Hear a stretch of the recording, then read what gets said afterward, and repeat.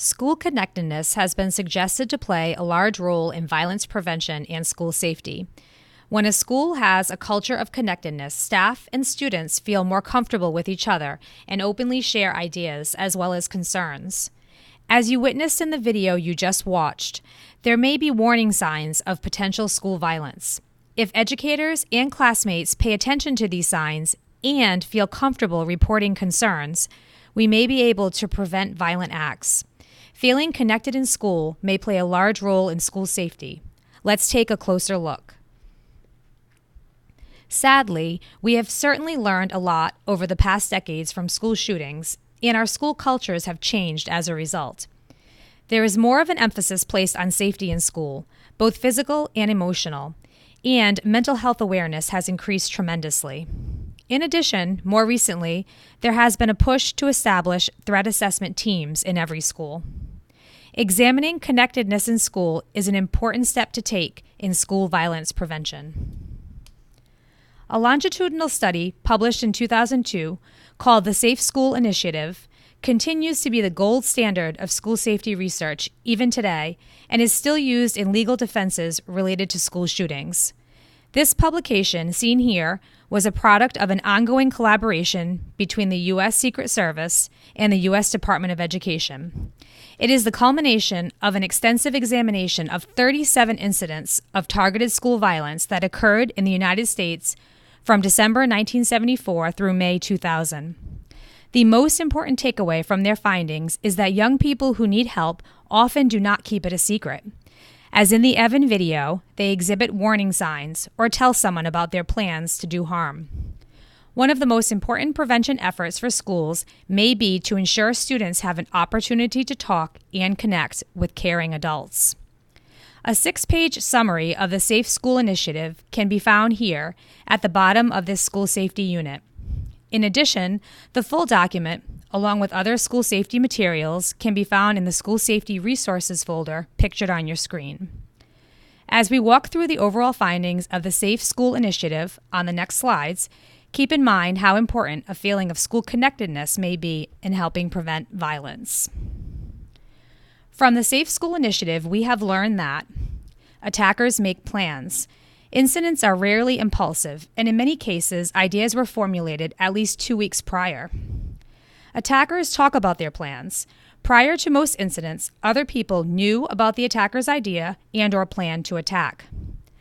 Attackers are encouraged by others. In most cases, other students were involved in some capacity. Attackers had easy access to guns. Most had used guns before, and in nearly 2/3 of the attacks researched, they obtained guns from their own home or that of a relative. We have also learned from this report that there is no stereotype or profile of a school shooter. School staff were often first responders. Bullying can be a factor. About 2/3 of the attackers had felt bullied. Warning signs are common. Most attackers engaged in some behavior prior to the incident that caused concern or indicated a need for help. So how does this all relate to school connectedness? Fostering connections among students and between adults and students in schools is critical. Connectedness can help reduce bullying and more quickly identify warning signs. In addition, the more connected students feel, the more likely they will tell an adult if they see or hear something concerning. In 2014, the FBI prepared a report looking at 160 shooting incidents, not just school shootings, between 2000 and 2013. This Phase 1 study looked at location and duration of shootings. Last year, in June of 2018, the FBI published a Phase 2 study looking at the pre-attack behaviors of these shooters.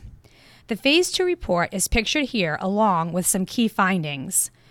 Of those shooters under age 18, peers and school staff were more likely than family members to notice concerning behaviors. On average, shooters displayed 4 to 5 concerning behaviors noticeable to those around them.